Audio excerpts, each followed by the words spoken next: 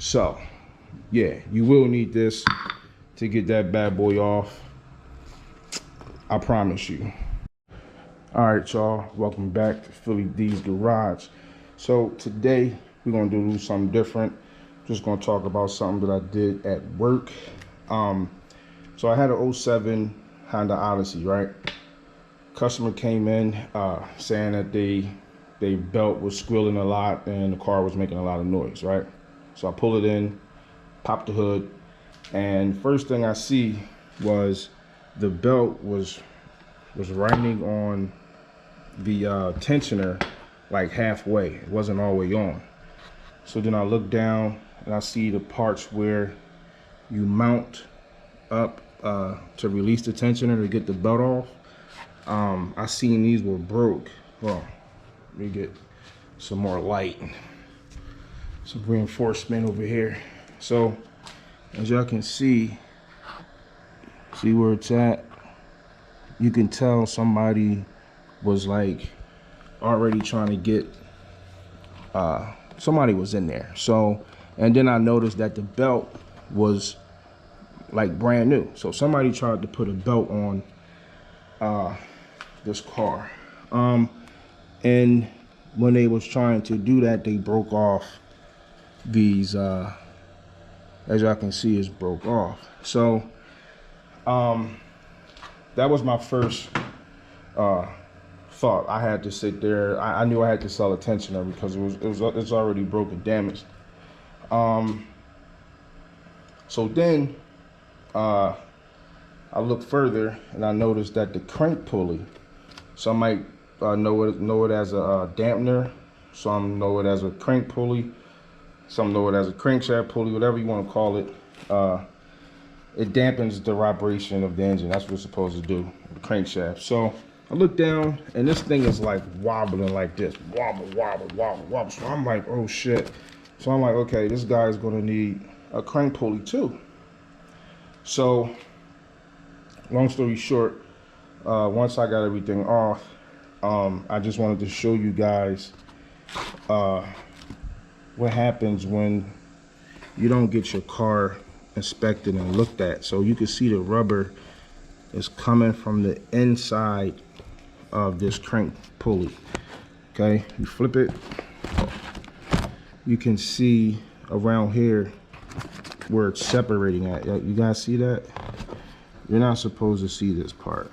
This part is supposed to be inside. So the crank, the dampener of this crank pulley is it's separating. All right. So they call it the insulator, whatever you want to call it. It's literally separating from the pulley itself. Right? I don't know. Maybe you could call it a two-piece. But the moral of this video is like, you want to get your car checked out. All right. The main thing, or the most frequent thing that we do as drivers that drive vehicles is that we get our oil changed every 3 months. There's nothing else you get done that soon like you do with an oil change. So I always tell my customers, I always recommend, look, go to a shop. Like if you need an oil change, go get your oil change, but go to a shop that's going to look over your car every time you get an oil change, every single time, because you don't know when something's going bad with your car. That's why you have to have your car looked at.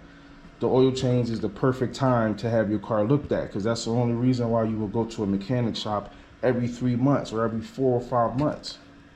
You know what I'm saying? You got to take advantage of that. So if you at a shop that don't do that, then you got to ask them to do it. Hey, can you check my brakes? Hey, can you make sure I ain't got no leaks?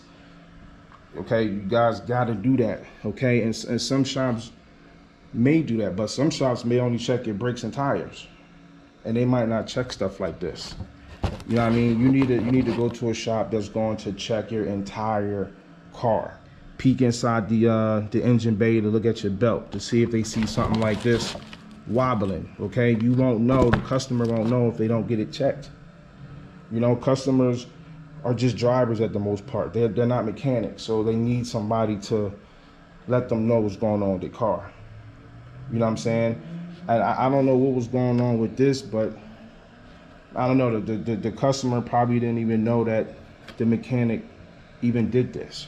You know what I'm saying? The mechanic just did what he did and let it go. You know, and the driver didn't even know. You know, that could have been catastrophic. You know what I'm saying? So you guys got to get your car checked, your entire car, not just parts of it, everything, man, because this is crazy. Can you just imagine, like, you can't drive like that, man. That'll blow something up, you know? So this is to the customers, man. Get your cars inspected, get your cars looked at. Every time you go to a damn shop. I don't care if you go in there for like air in your tires. Just say, hey, can you take a peek at my brakes while you're down there? Hey. You know, it doesn't cost time to just to take a peek at something. You know what I mean? But you guys gotta take care of your own car, because ain't nobody gonna take care of it for you. You know what I'm saying? So yeah, with that being said, man, like, comment, subscribe, and I'll check you on the next one. All right, guys, so this, I mean, you could think of this as bonus footage, I don't know, but when I say go to a shop and have them, you know, look at your car and shit, I don't mean for this guy to, like, or this technician to rip your car apart and all that shit. See, when I get a car in a shop for oil change, once I lift that car up, it literally only takes me like 3 minutes, 4 minutes to look at the entire car. That's not even that long. All you gotta do is walk from the front to the back with your flashlight. You look at this, you look at that, you look at this, you look at that. It really don't take that long to do that. So I don't want nobody to sit there or any text out there like, what you mean check the whole car? I ain't saying do all this 2-hour, you know, look at this person's car for free type shit. No, the car's in the air. It literally takes any technician to look at what's seeable, okay? Not taking nothing apart. Just look at what's seeable, and whatever you can see or feel, you know, when you shake a car down, that's what you want to let the customer know. And that should only take literally, you know, besides the oil change itself, just talking about peeking at the car, that should literally only take like fucking 2 or 3 minutes at the most. You know what I mean? Realistically, I do it every day, so I know it don't take that long. So just wanted to clarify that up for people that was questioning that. Check you on the next one. All right, y'all, so now we got some bonus footage. Fuck, totally forgot to tell y'all what you need to take off this crank pulley. All right, you need a special tool to take this off. Now, you could get it off without these special tools, possibly, but you gotta have one strong ass gun to get this pulley bolt off. So let me just show you real quick the actual tool that you need to get this off. This right here. This is one of the tools that they have to get this pulley off. It's probably the best one, or at least the easiest one to use. So what it is it's a 19 millimeter, but it's like literally like 5-6 pounds. Like, this thing is heavy as shit. So to compare that to a regular 19, I think this is a 19. No. My Ingersoll sockets, man, they didn't already fucking paint been coming off for years now. So this is a regular 19 here. As you can see, you see the height difference and you see the size difference. Look at that. That's crazy, right? That's a big difference. So I think this is going to be bonus footage, because if you're watching this video right now and you got to go do a crank pulley, I just gave you a heads up, and I might have saved you 2, 3, 4 hours of sweat and aggravation.